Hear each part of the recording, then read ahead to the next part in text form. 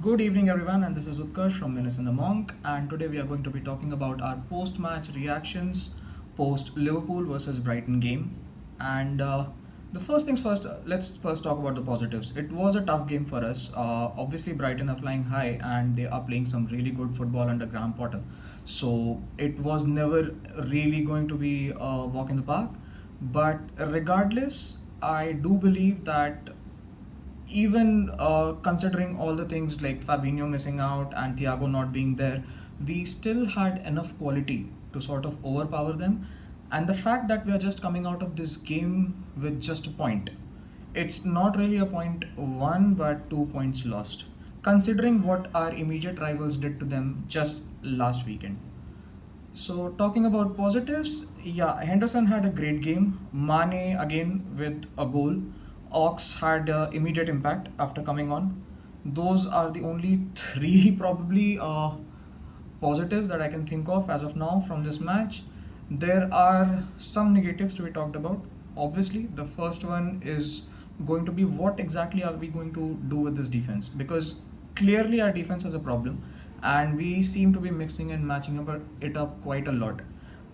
None of our center backs, probably apart from the pairing of Matip and VVD, have had that much of a time to settle in and actually get up to pace with the Premier League.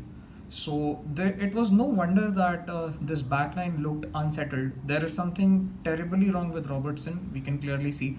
My personal guess is that this is probably because of the fatigue which is setting in, and that is because he is being overplayed a lot. While having quality option on the bench like Simikas, who has time and again proven himself that he is quite clearly capable of playing in the Premier League, I have no clue why we keep playing Robertson in these games where probably Simikas could get a look in.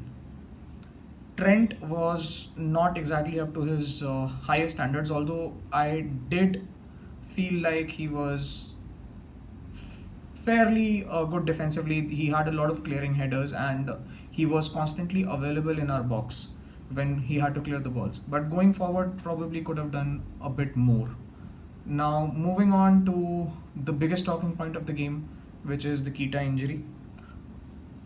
So you kind of expect these things with Keita. Obviously, it's a sad thing, but you kind of expect every moment after every good game, after every uh, good outing that he has, there is always this fear in the back of your mind that when is the next time he's going to be unavailable, and it keeps happening again and again.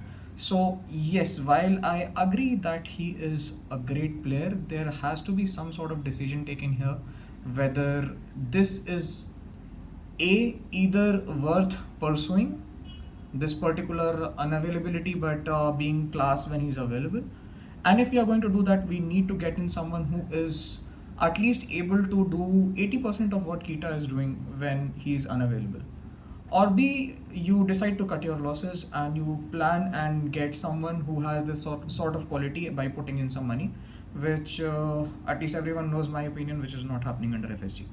So the other thing is that we need to talk about is Ox. Ox had one of his typical Oxlade-Chamberlain games where he was scintillating in a few flashes and then he was missing for the majority of it. Henderson obviously had a good game. Henderson also had a goal. Uh,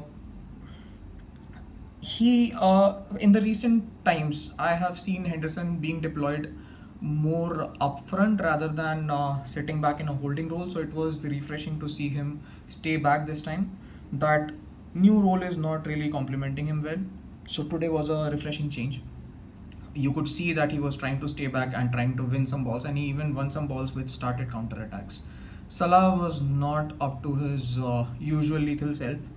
Also, to be very fair, he did not get that many chances, and that one unfortunate chance which he sort of put in the back of the net was offside.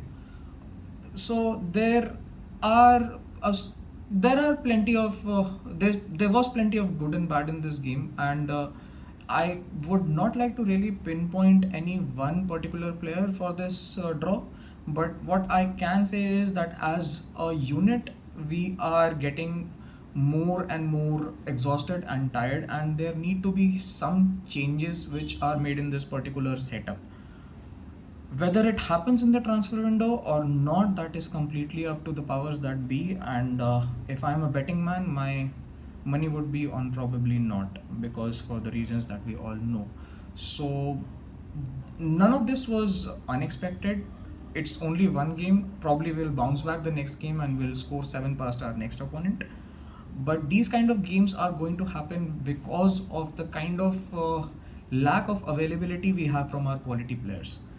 And if we really want to be a serious side which is competing on different multiple fronts, we might have to look into getting some quality players in, and there will be a few tough goodbyes post this season.